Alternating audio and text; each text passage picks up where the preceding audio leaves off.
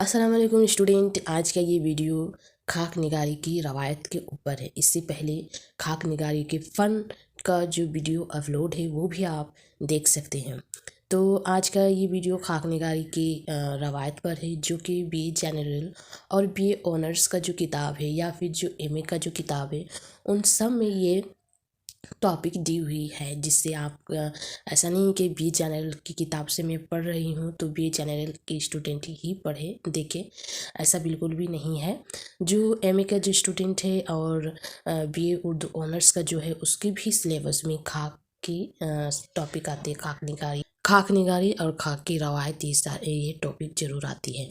تو اس کی فن تو ہو گئی، اس کی روایت آج میں بتاؤں گی، ہے نا۔ تو اردو میں خاک نگاری کے آغاز و ارتقاء کا جائزہ پیش کرنے سے قبل ضروری معلوم ہوتا ہے کہ اس کی ابتدائی نقوش کی طرف بھی اشارہ کر دیا جائے، مطلب ابتدائی کہاں سے ہوئی ہے نا۔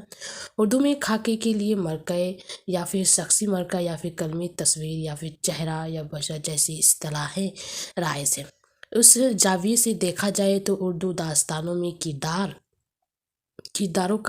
کرداروں کی مرکہ کشی ہم کو بے حد متاثر کرتی۔ اسی طرح ہم قصیدے میں ممدوح کی فیاضی یا پھر بخالت سے پر شخصیتوں سے متعارف ہوتے ہیں۔ اردو کی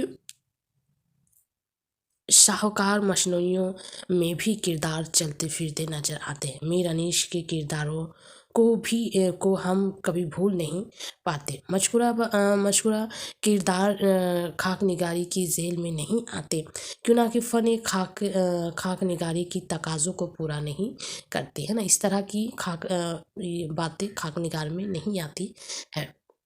اردو میں خاک نگاری کا آغاز بھی نثر کی دوسری اصناف کی طرح سر سید تحریک کی زیر اثر ہوا۔ 1880 میں محمد حسین آزاد کی مشہور معروف تصنیف آب حیات منظر عام پر آئی، جس کی دبیچہ میں انہوں نے خود لکھا ہے کہ وہ بزرگ شعراء حضرات کے حالات و واقعات کو اس انداز سے لکھیں گے کہ ان کی زندگی کی بولتی چلتی پھرتی تصویر سامنے آ کھڑی ہو۔ آب حیات میں انہوں نے اردو شاعری کو مختلف ادوار میں منقسم کیا ہے اور ہر دور کی شعراء کی شکل و صورت، جسامت، لباس، وضع واختہ، طراز، خراش کو اس طرح پیش کیا ہے کہ وہ مجسم ہو کر سامنے آ جاتے ہیں۔ یہ تمام کردار اپنی ساری انسانی خصلتوں کے سامنے چلتے پھرتے اور بولتے نظر آتے ہیں۔ آب حیات میں محمد حسین آزاد نے ہر عہد کی تہذیب کو زندہ کر دیا ہے، لیکن آزاد آب حیات میں غیر جانبداری کی شرط پوری نہیں کر پائے، جو خاک نگار کے فن کے خلاف ہے نا۔ یہ ہو گیا محمد حسین آزاد کی خاک نگاری، جو آب حیات ان کے خاک کا نام ہے، لیکن کافی ساری اس میں خصوصیات بھی ہے اور کافی ساری ایسی ہے جو خاک نگاری کے اندر میں نہیں آتی ہے، لیکن اس کو اگر لوگ پڑھتے جائے، ہے نا، تو اس میں جو ایک سماج کو پیش کیا ہے، سماج کو باقی جو رسم و رواج کو جو پیش کیا، وہ آنکھوں کے سامنے گھومتی ہوئی نظر آتی ہے۔ آپ لوگ اگر کبھی بھی اگر کوئی داستان یا پھر کچھ بھی اگر پڑھ رہے ہیں تو اس کو آپ امیجن بھی کر سکتے ہیں، کیوں نہ کہ اس میں اس طرح اس ڈھنگ سے لکھا ہوا رہتا ہے کہ اگر آپ پڑھ رہے ہیں تو آپ کو آٹومیٹکلی ایسا ہوتا ہے کہ آپ اس کو دیکھ بھی رہے ہیں۔ ایسا نہیں کہ فون میں یا ٹی وی میں ہی داستان یا پھر فلم کو دیکھیں۔ اگر جو لکھنے والا ہوتا ہے، شاعر ہوتا ہے، اس کا لکھنے کا جو طریقہ ہوتا ہے، اگر وہ اس انداز سے پیش کر رہے ہیں تو اگر جو پڑھنے والے ہیں وہ آٹومیٹک وہ ساری منظر کو اپنی آنکھوں کے سامنے دیکھ سکتے ہیں۔ اسی طرح جو محمد حسین آزاد ہے، اس کی جو خاک آب حیات ہے وہ اسی طرح ہے۔ لوگ جب پڑھے ان کو تو کافی متاثر ہوئے، کافی اچھا لگا لوگوں کو، اور ان کی جو پیش کرنے کا جو طریقہ تھا وہ کافی اچھا تھا۔ تو لیکن کچھ جو خاک نگار کے فن میں نہیں تھا وہ بھی اس میں موجود تھی۔ 1927 ईस्वी में मिर्ज़ा फ़रातुल्लाह बेग ने अपनी उस्ताद मौलवी नज़ीर अहमद का खाक लिखा। उस खाक की अहम खूबी यह है कि फ़रातुल्लाह बेग मोहम्मद हुस्न आज़ाद की तरह अपने उस्ताद से मोहब्बत व अक़ीदत का इजहार नहीं करते, है ना। वो उनकी आदात व तूर शक्ल व शबाहत लिबास का बयान करते, मगर उसके साथ उनकी खामियों की निशानदी करना नहीं भूलते। फ़रातुल्लाह बेग के दबीचा में लिखते हैं, अब जो कुछ कानों से सुना आंखों से देखा है वो लिखूंगा और बेधड़क लिखूंगा, खवाए कोई बुरा माने या भला, है ना। जहाँ मौलवी साहब मरहूम की खूबियाँ दिखाऊंगा, वहाँ उनकी कमजोरियों को भी जाहिर कर दूंगा, ताकि मरहूम की असली और जीती जागती तस्वीर खींच जाए और ये चंद सफ़ात ऐसी सवान उम्री ना बन जाए जो किसी को खुश करने और जलाने के लिए लिखी गई हो, है ना। ये उनकी मतलब इंट्रोडक्शन जो होता है ना, वहाँ पर एकदम सामने में पेज खोलिएगा, उस वहाँ पर ये चीज़ लिखा हुआ था कि मैं इसके बारे में लिख रहा हूँ, और उसको अगर अच्छा भी लगे तो ठीक है, बुरा भी लगे तो कोई बात नहीं, लेकिन मैं उसको उसके बारे में लिखूँगा ज़रूर।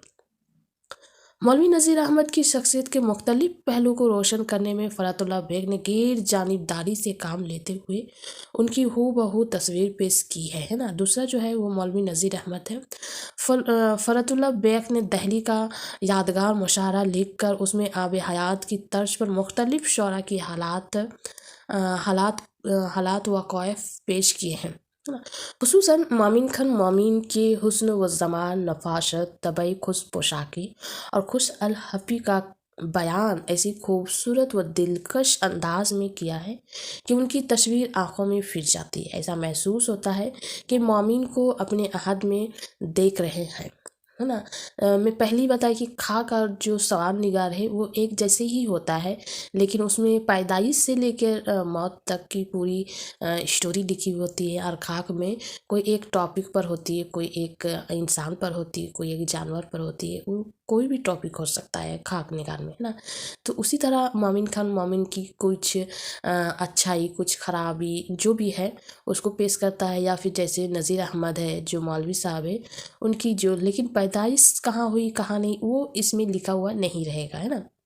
लेकिन काफ़ी हद तक उसकी शख्सियत के बारे में, उसकी रोज़मर्रा ज़िंदगी के बारे में आपको पता चलती रहेगी, है ना। इस अगर खाक पढ़ रहे हैं तो इन लोगों की अगर खाक पढ़ रहे हैं तो फ़रातुल्लाह बेग का खाक एक वसियत की तामील भी उसी सिलसिले की कड़ी है। ये मौलवी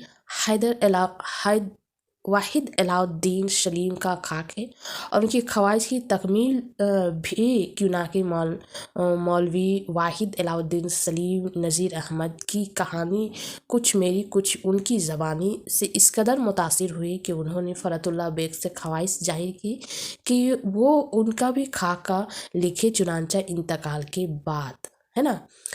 जब फ़रातुल्लाह बेग ने अपनी खाका नज़ीर अहमद कहानी कुछ मेरी कुछ उनकी ज़बानी जब लिखी और वो पब्लिश हुई, तो उस वक्त मौलवी वाहिद अलाउद्दीन ने उस खाका को पढ़े और काफ़ी ज़्यादा मुतासिर हुए, और उसका दिली ख्वाहिश पैदा हुई कि वो फ़रातुल्लाह बेग को जाके बताए कि वो भी मेरे सिलसिले में खाका लिखे, लेकिन मेरे मरने के बाद, है ना। एक वसीयत की तकमील लिखी फ़रातुल्लाह बेग ने उस खाका में इख्तिसार, वहदत, तासीर और किरदार, मंजर कशी और दिलकश ज़बान और बयान का खुसूसी ख्याल रखा। कदरे कारी खाका के अवान से लेकर आखिर तक तहज़ीज़ की कैफियत में रहता है, लेकिन उसके बावजूद फ़रातुल्लाह बेग गैर जानिबदारी का दामन नहीं छोड़ते। वाहिद अलाउद्दीन सलीम की शख्सियत अपनी सलाहियतों, खूबियों और कमजोरियों के साथ हमारे सामने आती है ना। ये हो गया फ़रातुल्लाह बेग जो है, फ़रातुल्लाह बेग की जितनी सारी उसकी वो जब खाक लिखे तो वो किस किस तरह का खत लिखे और किन किन लोगों के बारे में खत लिखे, है ना। उसके बाद आता है डॉक्टर सैयद आबिद हुसैन, है ना। सैयद आबिद हुसैन के 11 खाकों का मजमुआ है, क्या खूब आदमी था के नाम से 1941 में मंजर आम पर आया। उसमें रशीद अल खैरी, हाली, डिप्टी नज़ीर अहमद, चकबस, दाग, प्रेमचंद, अल्लामा इकबाल और सर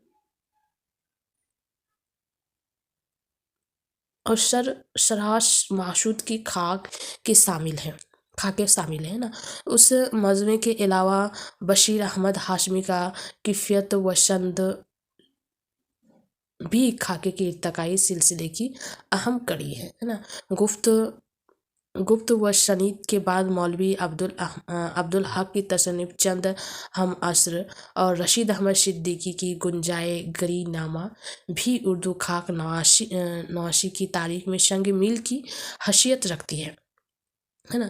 یہ ساری چیزیں کبھی کبھی 5 نمبر کا جو سوال ہوتے ہیں نا اس میں آتے ہیں کہ 5 خاکوں کے نام لکھے ہیں نا، یا پھر جو فرت اللہ بیگ ہے وہ فرت اللہ بیگ کے کافی ساری خاکے موجود ہیں، تو وہ بھی آئیں گے کہ فرت اللہ بیگ نے کتنے خاکے لکھے، یا فرت اللہ بیگ کی 5 خاکوں کے نام لکھے، یا پھر فرت اللہ بیگ نے نذیر احمد کے اوپر کون سے خاکے لکھے، یا پھر اور بھی کافی سارے نام ہیں جو میں ابھی ریڈ کیے ہے نا۔ تو اسی طرح کے سوال آ سکتے ہیں۔ مولوی عبدالحق نے اپنی شناسا لوگوں کے علاوہ معروف اور غیر معروف لوگوں کے خاکے لکھے ہیں، کیوں نہ کہ اس میں کسی کا بھی خاکے آپ لکھ سکتے ہیں۔ اسی لیے ان کی یہ خوبی ہے کہ محمد علی جوہر اور سر سید جیسے عظیم جو شخصیت ہوتے تھے، جیسے بہت مشہور ہوتے تھے، ان کے علاوہ بھی جو عام لوگ ہوتے تھے ان کے اوپر بھی انہوں نے خاکے لکھے۔ محمد علی جوہر کے کا خاکہ لکھتے ہوئے ان کی تعریف کرتے کرتے اچانک مخالفت میں سخت الفاظ کا استعمال کرتے، جس سے ان کی رائے کا عدم توازن ظاہر ہوتا ہے۔ محمود معشود اور سید بلگرامی کے خاکے کے متوازن ہے۔ عبدالحق خود بھی سادہ لوح انسان تھے، ان کی یہی سادگی، ایمانداری، اپنے مقصد سے بے پناہ لگن جیسی خوبیاں ان کی تحریر کردہ خاکوں کی مرکزی کرداروں نور خاں اور نام دیوملی میں ملتی ہے۔ مولوی عبدالحق کے علاوہ رشید احمد صدیقی نے خاکے کی فن کو بلند عطا کیا ہے نا۔ جیسے دیکھیے جیسے ایک کر کے نام آ رہے ہیں، ویسے ہوتا ہے پہلے کون تھا، دوسرا، اسی طرح کیا یہ ایک روایت ہے جو اس نے کس طرح سے اپنے خاکے کو پیش کیا، کس طرح سے اس نے ایک دوسرے سے سیکھا اور اپنی خاک میں کس طرح اس کو پیش کیا، یہ ساری چیزیں آئیں گی۔ ان کی 3 کتابیں ذکر صاحب، گنجائے گریما اور اہم نفسان رفتہ ایوب عباسی اور گندن رشید احمد صدیقی کے اہم ترین خاکے ہیں نا۔ گندن اور جو یہ ایوب عباسی ہے نا، یہ ساری ان کی اہم ترین خاکوں میں شامل ہے۔ اس کے بعد آتے ہیں عصمت چغتائی ہے نا کا خاک دوزخی اور اسرار الحق مزاج بھی خاک کے نوشی کے ارتقائی سفر کا حصہ ہے۔ جون 1952 میں شہادت حسین منٹو کی کتاب گنجے فرشتے منظر عام پر آئے۔ منٹو نے خاک میں افسانہ کا طرز اختیار کیا۔ ان کے خاکوں کی نمایاں خصوصیات تجسس اور تحریر ہے۔ اس کے بعد اعجاز حسین کے خاکوں کا مجموعہ ہے ملک ادیب کے شہزادے میں شائع ہوا۔ اس میں 44 شاعروں کا متعلق 2-3 صفحے کے مضامین ہیں۔ شاعر کے چہرے اور خد و خیال، حرکات و سکنات، سورج، سیرت وغیرہ کو مد نظر رکھ کر اس کی نفسیات کا تجزیہ کیا گیا ہے اور کلام پر تنقید بھی ہے۔ اس کے بعد 1995 میں رسالہ نقوش کا شخصیات نمبر نکلا۔ اس میں 82 بلند پایہ ادیبوں اور شاعروں کے خاکے ہیں۔ ان میں بیشتر خاکہ نگاروں نے خاک نگاری کی جدید تکنیک کو ملحوظ کیا ہے نا۔ اس طرح سے یہ روایت جو ہے چلتی گئی ہے نا۔ جیسے 1955 ہو گیا، تو اس کے بعد 1961 میں اسی طرح آئے گا ضیاء الدین برانی، جس میں عظمت رفتہ کے نام سے لکھا 93 شخصیتوں کے بارے میں۔ اس کے بعد آتا ہے 1962 میں خاکوں کا ایک اور قابل قدر ہے نا، قابل قدر مجموعہ شائع ہوا۔ یہ شہید احمد دہلوی کا گنجینیا گوہر کے نام سے آیا ہے نا۔